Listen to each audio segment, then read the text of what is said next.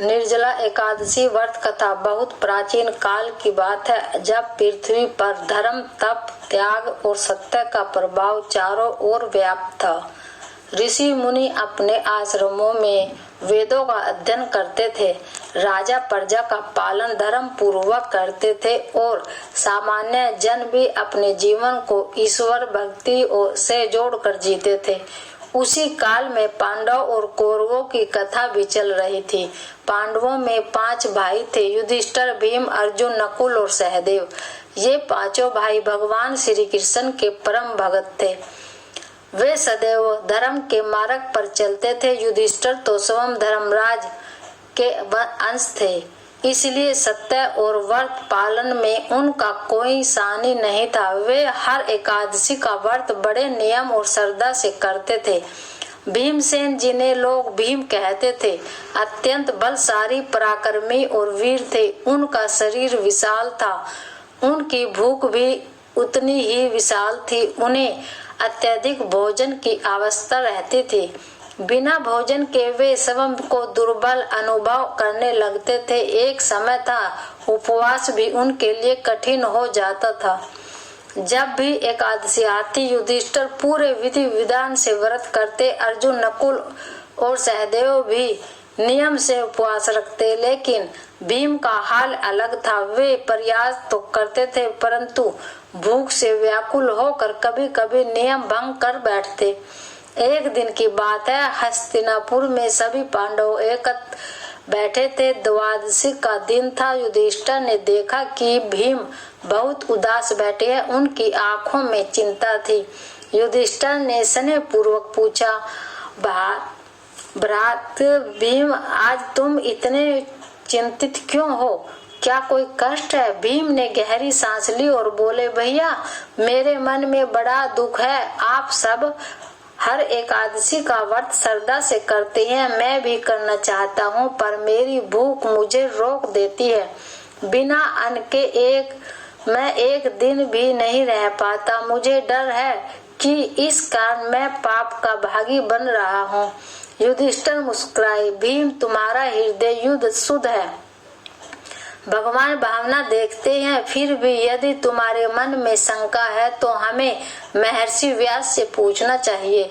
महर्षि वेदव्यास उस समय वहीं पांडवों के पास थे। वे ब्रह्मा, विष्णु और महेश के तत्वों को जानने वाले महान ऋषि थे। वेद, पुराण और धर्म शास्त्र उनके हृदय में साक्षात विद्यमान थे। युधिष्ठिर और भीम दोनों विनम्रता से उनके पास पहुंचे। युधिष्ठिर बोले, गुरुदेव, मेरे भ्राता भीम एकादशी का व्रत रखना चाहते हैं, परंतु उनकी प्रबल भूख उन्हें बाधा देती है। कृपा करके उन्हें कोई मार्ग बताइए जिससे वे भी पुण्य प्राप्त कर सके। महर्षि व्यास ने भीम की ओर देखा। उनके नेत्रों में करुणा और ज्ञान दोनों झलक रहे थे। वे बोले, भीमसेन, तुम्हारा प्रश्न बहुत महत्वपूर्ण है। वास्तव में एकादशी व्रत समस्त पापों को नष्ट करने वाला है। यह मनुष्य को मोक्ष के मार्ग पर ले जाता है। जो इसे श्रद्धा से करता है वह वैकुंठ को प्राप्त होता है। भीम हाथ जोड़कर बोले, गुरुदेव, मैं व्रत करना चाहता हूँ, पर बिना भोजन के मेरी देह दुर्बल हो जाती है, मैं असमर्थ हूँ। व्यास जी कुछ क्षण मौन रहे, फिर गंभीर स्वर में बोले, हे भीम, तुम्हारे लिए एक विशेष उपाय है। वर्ष में एक बार ज्येष्ठ मास की शुक्ल पक्ष की एकादशी आती है, इसे निर्जला एकादशी कहते हैं। इस दिन बिना जल और बिना अन्न के उपवास किया जाता है। जो मनुष्य इस व्रत को पूर्ण श्रद्धा से करता है उसे वर्ष की सभी एकादशियों का फल प्राप्त होता है। भीम चकित रह गए, गुरुदेव, केवल एक दिन का व्रत और सभी एकादशियों का फल? व्यास जी मुस्कुराए, हाँ भीम, यह व्रत अत्यंत कठिन है। इसमें जल तक नहीं पिया जाता। केवल वही इसे कर सकता है जिसमें दृढ़ संकल्प हो। भीम ने दोनों हाथ जोड़ लिए, गुरुदेव, मैं यह व्रत अवश्य करूंगा, चाहे प्राण चले जाएं, पर पीछे मैं नहीं हटूंगा। युधिष्ठिर ने भीम की ओर देखा, भ्राता, यह व्रत कठिन है, सोच लो। भीम दृढ़ स्वर में बोले, भैया, मैं अपने धर्म से पीछे नहीं हटूंगा। समय बीतने लगा, धीरे धीरे ज्येष्ठ मास आया। सूर्य अपनी पूरी प्रचंडता से तप रहा था। धरती जल रही थी, वृक्ष सूखे पत्तों से भरे थे, नदियां जल घटने लगा था। निर्जला एकादशी का पवित्र दिन आया। उस दिन प्रातः काल भीम उठे। उन्होंने स्नान किया और मन ही मन भगवान विष्णु का समर्पण किया। उन्होंने निश्चय किया, आज न जल ग्रहण करूंगा न अन्न, चाहे कुछ भी हो जाए। सूरज चढ़ने लगा, गर्मी बढ़ने लगी। भीम ध्यान से बैठ गया। पहले पहर सब तक ठीक रहा। दूसरे पहर में उनका गला सूखने लगा, होठ फटने लगे, शरीर में जलन होने लगी। दोपहर होते होते स्थिति कठिन हो गई, पसीना सूखने लगा, आंखों के आगे अंधेरा छाने लगा। युधिष्ठिर ने देखा कि भीम की हालत खराब हो रही है। वे चिंतित हो गए।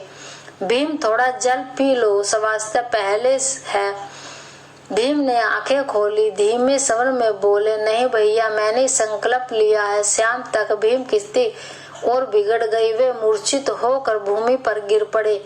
सब घबरा गए। नकुल, सहदेव, द्रौपदी सब रोने लगे। युधिष्ठिर ने व्यास जी को बुलाया। व्यास जी आए और भीम के पास बैठ गए। उन्होंने ध्यान किया।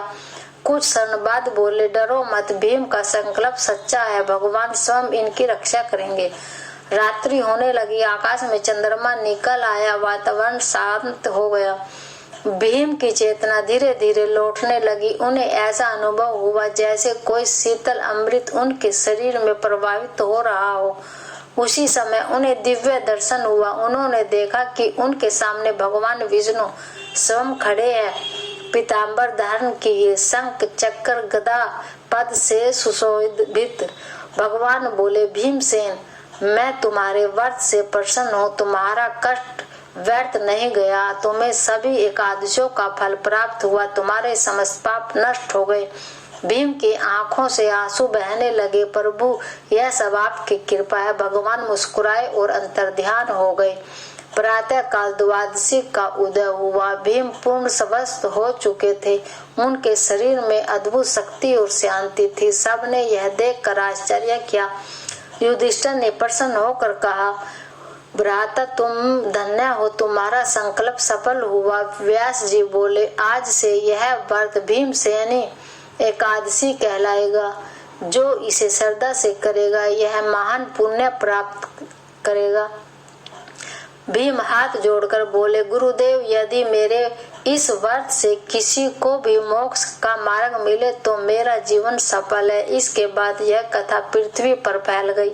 ऋषि मुनि, राजा महाराजा और सामान्य जन इसे सुनकर परेशान होने लगे। कहा जाता है कि जो मनुष्य श्रद्धा से इस कथा को सुनता है उनके मन के विकार नष्ट होते हैं, उनके भीतर संयम, धैर्य और भक्ति का विकास होता है। निर्जला एकादशी केवल उपवास नहीं बल्कि आत्म संयम की परीक्षा है। यह मनुष्य को सिखाती है कि सच्चे संकल्प से असंभव भी संभव बन सकता है। भीम जैसे शक्तिशाली योद्धा ने अपनी कमजोरी को जीत कर यह सिद्ध कर दिया कि ईश्वर भक्ति से में शारीरिक बल नहीं बल्कि मन का बल सबसे बड़ा होता है। इस प्रकार भीमसेन के त्याग, तप और दृढ़ संकल्प से यह महान व्रत संसार में प्रसिद्ध हुआ और आज भी करोड़ों भक्त इसे श्रद्धा से स्मरण करते हैं। यही निर्जला एकादशी की पावन शास्त्रीय कथा है।